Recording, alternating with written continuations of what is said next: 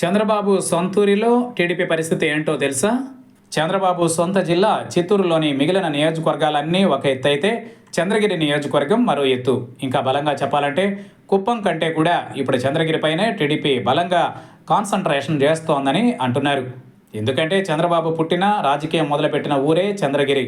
దీంతో ఈసారి ఎట్టి పరిస్థితుల్లోనూ అక్కడ పసుపు జెండా ఎగరేయాలని చంద్రబాబు అండుకో బలంగా భావిస్తున్నారు.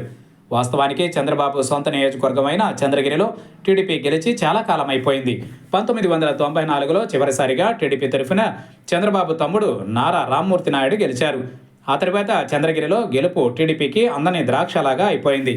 కారణం ఏంటనేది పూర్తిగా తెలియకపోయినా చంద్రబాబు సొంత ఊరిలో టీడీపీని ప్రజలు నమ్మకపోవడం ఆసక్తికరంగా మారింది. అయితే ఈసారి మాత్రం ఎట్టి పరిస్థితుల్లోనూ గెలవాలని తమ్ముళ్ళు భావిస్తున్నారు. ఈ క్రమంలో ఈ ఎన్నికలలో చంద్రగిరి నుండి పులివర్తి నాని పోటీ చేస్తారని అంటున్నారు. ఇదే సమయంలో తిరుపతి మాజీ ఎమ్మెల్యే మబ్బు రామిరెడ్డి కొడుకు మబ్బు దేవనారాయణ రెడ్డిని పోటీ చేయించాలని చంద్రబాబు భావిస్తున్నారనే ప్రచారం కూడా నడుస్తోంది. దీంతో వీళ్ళిద్దరిలో ఎవరికి టికెట్ వస్తుందో తెలియక కేడర్లో కన్ఫ్యూజన్ నెలకొందని, అది ఇప్పుడు పెరిగిపోతుందని అంటున్నారు. ఈ కన్ఫ్యూజన్ చాలదన్నట్లుగా తాజాగా రియాల్టర్ డాలర్ దివాకర్ రెడ్డి తెర మీదకు వచ్చారు.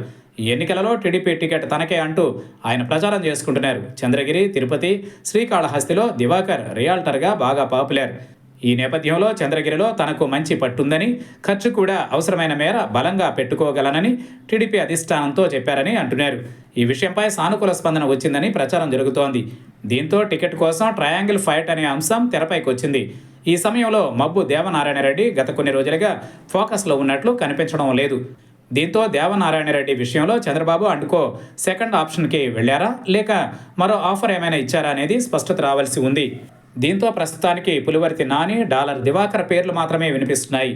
వీరిలో పులివర్తి నాని ఏమో చాలా కాలంగా చంద్రగిరి పార్టీలో పనిచేస్తుండటంతో పాటు గతంలో ఎన్నికలలో పోటీ చేసిన అనుభవం కూడా ఉండడంతో రాబోయే ఎన్నికలలో గెలుపునకు ప్లాన్ చేసుకుంటున్నారని తెలుస్తోంది. మరోపక్క డాలర్ దివాకర్ కూడా టికెట్ ఇస్తే ఖచ్చితంగా గెలుస్తానని చెబుతున్నారు. ఆర్థిక బలమే ఈ కాన్ఫిడెన్స్కి ఒక బలమైన కారణమనే కామెంట్లు ఈ సందర్భంగా వినిపిస్తున్నాయి.